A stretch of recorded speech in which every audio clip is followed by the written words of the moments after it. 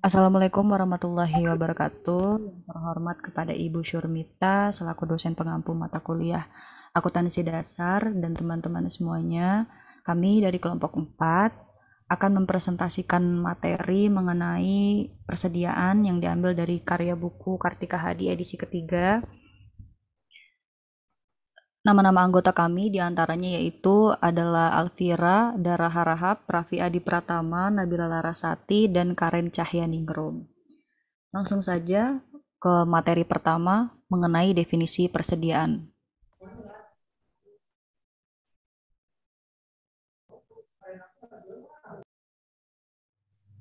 Apa itu definisi persediaan? Persediaan adalah salah satu aset lancar signifikan bagi perusahaan pada umumnya, terutama perusahaan dagang, manufaktur, pertanian, kehutanan, pertambangan, kontraktor pembangunan, dan penjual jasa tertentu.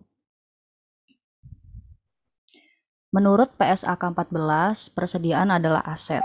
Yang pertama tersedia untuk dijual dalam kegiatan usaha normal, kedua dalam proses produksi untuk penjualan tersebut, tiga dalam bentuk bahan atau perlengkapan untuk digunakan dalam proses produksi atau pemberian jasa untuk penjualan tersebut. Next. Akuntansi untuk persediaan. Nilai persediaan suatu perusahaan pada suatu tanggal tertentu ditentukan berdasarkan hasil perkalian dua faktor, yaitu jumlah kuantitas atau unit fisik yang ada pada tanggal tersebut dan biaya perolehan per unit barang. Persediaan yang bersangkutan. Akuntansi persediaan pada dasarnya membahas dua masalah pokok, yaitu yang pertama, metode penentuan kuantitas atau jumlah unit persediaan yang dimiliki perusahaan pada suatu waktu, dan yang kedua, metode penilaian persediaan.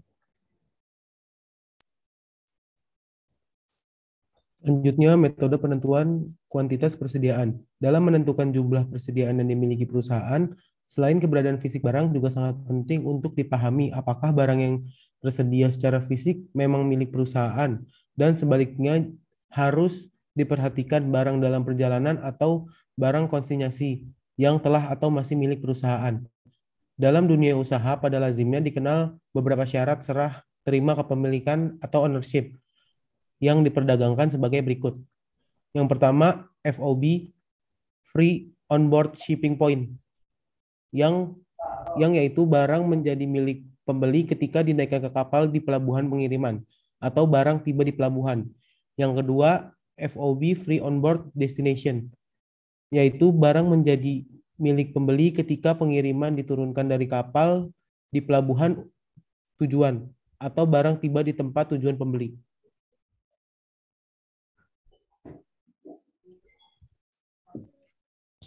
Selanjutnya, dalam menentukan jumlah kuantitas atau unit fisik persediaan yang dimiliki oleh suatu perusahaan, terdapat metode pencatatan, yaitu metode pencatatan periodik dan pencatatan perpetual. Yang pertama, metode pencatatan periodik. Dalam metode ini, yaitu jumlah persediaan ditentukan secara berkala dengan melakukan perhitungan fisik dan mengalihkan jumlah unit tersebut dengan harga satuan untuk memperoleh nilai persediaan yang ada pada saat itu. Dalam metode ini, setiap kali ada pembelian persediaan, maka akan dicatat pada akun pembelian, sedangkan saat penjualan hanya dibukukan pada penjualan sejumlah harga penjualan, dan tidak untuk menyusun laporan keuangan. Harus dilakukan perhitungan fisik persediaan untuk mengetahui nilai persediaan akhir dan harga pokok penjualan. Yang kedua, metode pencatatan perpetual. Dalam pencatatan perpetual, catatan persediaan selalu dimutakhirkan atau diupdate setiap kali terjadi transaksi yang melibatkan persediaan, sehingga perusahaan selalu mengetahui kuantitas dan nilai persediaannya setiap saat. Setiap kali dilakukan pembelian barang, maka perusahaan akan mendebet akun persediaan, bukan akun pembelian. Setiap kali terjadi penjualan, selain membukukan penjualan, sejumlah harga jual sekaligus juga dihitung dan dibukukan pada harga pokok penjualan, dengan mengurangi langsung akun persediaan sejumlah harga pokok penjualan, dengan mendebet akun harga pokok penjualan dan mengkredit akun persediaan.